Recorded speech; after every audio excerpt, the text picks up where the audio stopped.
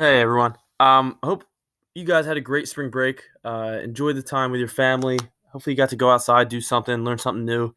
I tried to officially actually cut my hair and it looks horrible. So whatever.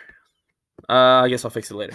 All right. So um, what we're gonna do next? Or I guess I should probably start with what we left off on. So last time I saw you guys a week ago, or talked to you a week ago, we were going through and we had a test on both rewriting, evaluating, and then simplify with and without variables, everything underneath a radical. So what we're going to do today is we're going to talk about, and you guys are going to be able to solve equations using radicals. And I think you guys are going to pick up on this pretty quick because we've actually already done this earlier this year when we see something being raised to the second power. But we're going to talk about today what happens when we have something raised to the fourth power, the third power, and so on. All right. All right. So if you guys look at number one is a problem that you already know how to do. Now, something really important that we've talked about in the past is you always want to just take whatever's being raised to the second power. You want to get that by itself before you start square rooting both sides. So since x minus 2 is the only thing being raised to the second power, on problem number one, you guys actually want to divide by 2 to get rid of that 2 on that left-hand side. So that's going to leave you with x minus 2 to the second is then equal to 18. All right. Now, once you have that by itself, now you guys can go ahead and take a square root. And remember, that cancels out that exponent. So that leaves you with just an x minus 2 on the left. When you guys are taking a square root, though, on both sides, and I'm sure you guys remember this, remember that you always need a plus minus. So we would have a plus minus in this case. Now, we know that 18 isn't the perfect square, so this isn't going to give me a whole number, but we are able to simplify the square root of 18. And if we think about our perfect squares that go in 18, we know 9 times 2 gives me 18, right? So we can simplify the square root of 18 by taking out a 3 and leaving a 2 underneath the root symbol. So the square root of 18 simplifies into 3 root 2. So then the last step that you guys need to take is adding a 2 on that left side to the right side and just making sure it goes in front of your plus minus. And you would end up with 2 plus or minus 3 root 2. And that gives you your two answers. All right. Okay, so I hope that looks really familiar because we've talked about problems like that probably back in like November, December. So if you guys look at number 2, the only difference with number 2 is you guys now see an exponent of a 4 instead of an exponent like a 2 on number 1. So you're doing something really similar to like what we did on number 1, where you want to take kind of like a square root of both sides. But in this case on problem number 2, you can't just take a square root because like we talked about, that exponent, that exponent is really a 4. So since that exponent is a 4 and not a 2, instead of taking a square root, you now need to take the fourth root. So you always want to match the root up with the index. With the exponent. The index number of your root should be the same exact value as your exponent. So you now need to take the fourth root of this left side to get that to cancel out, to just leave you with an x minus 7. But you guys know whenever we solve equations, whatever we do to one side, you have to do to the other. So that means that 81 that I see right there, I also have to take the fourth root of 81. Now, same thing as on number 1, and I'm going to go back and touch on this on problem number 3. But when you guys are taking a fourth root, just like on number 1, how you needed that plus minus by taking a square root, you still need a plus minus when taking the fourth root. Now, the fourth root of 81, we know just gives us 3, because 3 times 3 times 3 gives me 81. And then if you guys need to solve for x, you add 7 to both sides. That 7 goes in front of your plus minus, so it looks like 7 plus or minus 3. 7 and 3 are definitely like terms that I'm able to add and subtract. So 7 plus 3 gives me 10, and 7 minus 3 gives me 4. So those would be my two answers for x. So remember, when they're like terms like number 2, you can definitely add and subtract them. When they're not like terms like number 1, you just leave it exactly how it looks. Okay, so again, remember that whole plus minus idea on problem number 2, because I'm going to get to something important on number 3. All right, so when you guys look at number 3, same thing. You guys want to first get whatever's being raised to the exponent by itself before you try to get rid of it. So right now in this problem, the only thing that's being raised to the third the third power is x.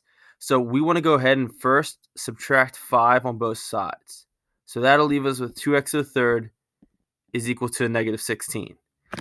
Then, since x is the only thing being raised to the third power, now you want to divide by 2. You still don't want to take the third root yet because that 2 is not being raised to the third power. So when you divide by 2, you end up getting x to the third is equal to a negative 8. Okay, now here's at the point where you guys want to start taking the roots. Since x is being raised to the third power, you definitely want to take the third root of this left side to get your exponent to cancel out. So that way we're just left with x.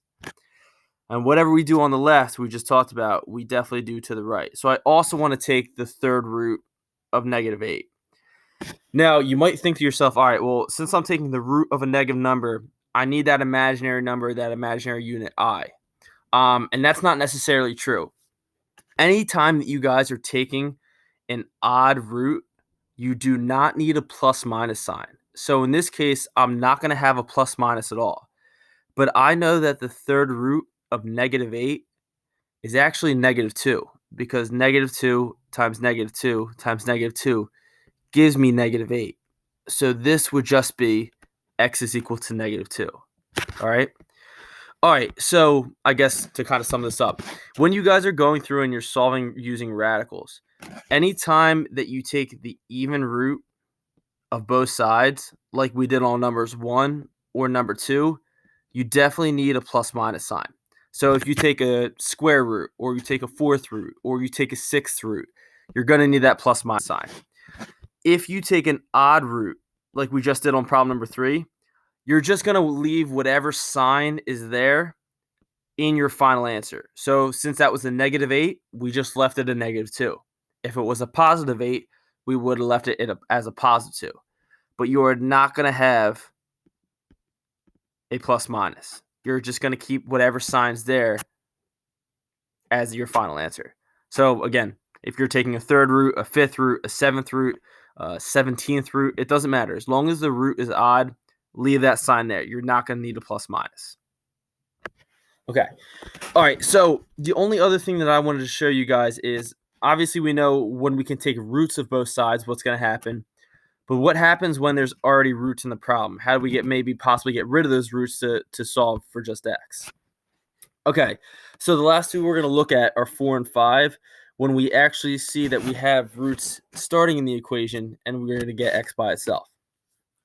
And really simple. I think you guys have already seen, or I know you guys, we've already talked about this before. But if you look at number 4, you have the third root of 2x plus 7 is equal to 3. So anytime that you have a root and that whole entire root is by itself on that left-hand side, you want to try to get rid of it. So since I see a third root of 2x plus 7, what I can do to get rid of that root is I can just raise it to a power.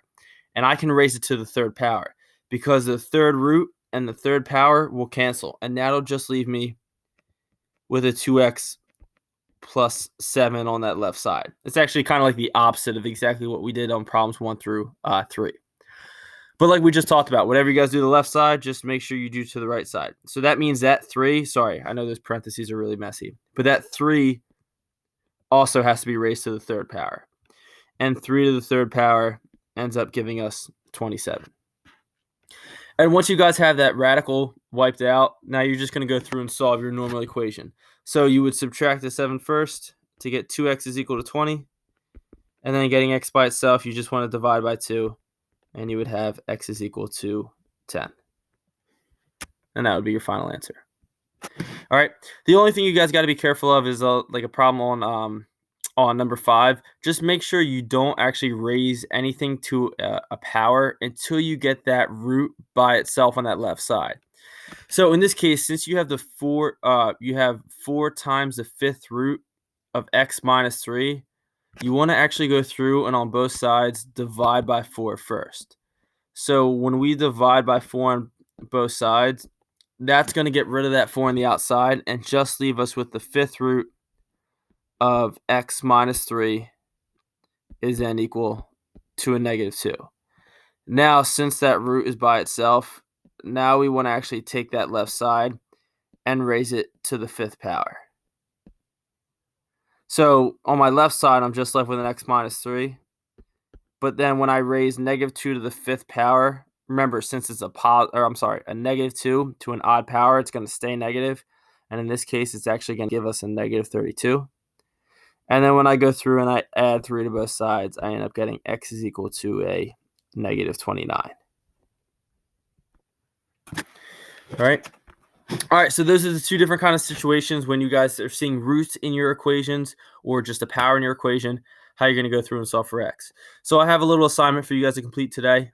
Just make sure you submit it by the end of the day, and I'm going to hold a Google Meet just like I normally do. If you guys have any questions on the assignment or the notes we went over today, make sure you just hop on so you can ask me any questions.